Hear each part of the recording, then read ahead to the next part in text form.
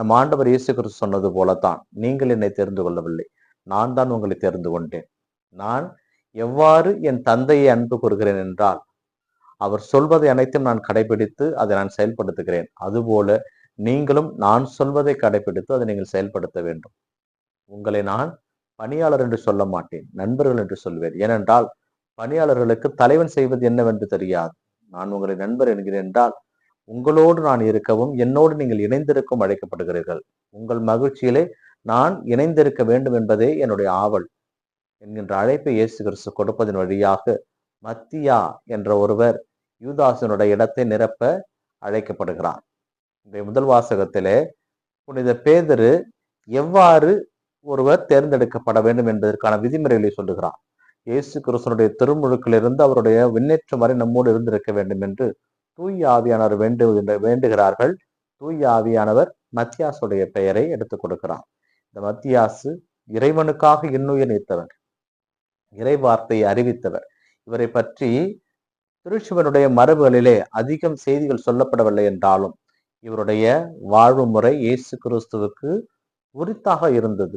இயேசு கிறிஸ்துவுக்காக தன்னையே அவர் மாய்த்து கொண்டார். ஏனென்றால் அவருடைய நற்செய்தி அறிவிக்கின்ற பொழுது கயவர்களால் வெட்டி கொல்லப்பட்டார் என்பதுதான் திருச்சபை இவரை பற்றி கூறுகின்ற செய்தி. பிரியமானவர்களே, இவர் இயேசு கிறிஸ்துவை அன்பு செய்தார்.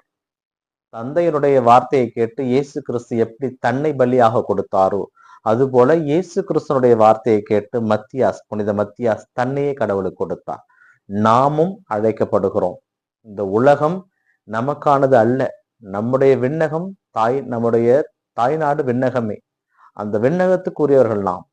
இந்த உலகம் மாய பொருட்களிலே நாம் மாட்டிக்கொள்ளாமல், இந்த உலக மாய பொருட்களிலே இருக்கின்ற சாதி வேற்றுமைகள், உயர்வு ஏற்றத்தாழ்வு என்பவற்றில் நாம் மாட்டிக்கொள்ளாமல் எல்லாரும் இறைவனுடைய பிள்ளைகள் என்கின்ற ஒரு இடத்திற்கு நாம் செல்ல வேண்டும். விண்ணுலகத்திலே எந்த விதமான பிளவும் கிடையாது.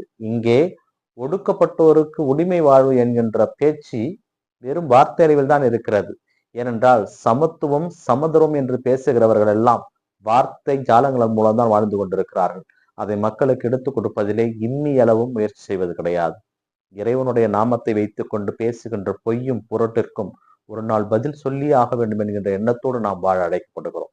அப்படி வாழ்கின்ற பொழுது இந்த மத்தியாஸ் எவ்வாறு இறைவனுக்காக மரித்தாரோ அதே ஆசிரியர் நமக்கும் கிடைக்கும். அதற்கான வரம் வேண்டி தொடர்ந்து ஜெபிப்போம். இந்த நாள் உங்களுக்கு இனிய நாளாகவே அமையட்டும். இறைவனை சென்று வாழ்த்து பெறுவாராக. ஆமென்.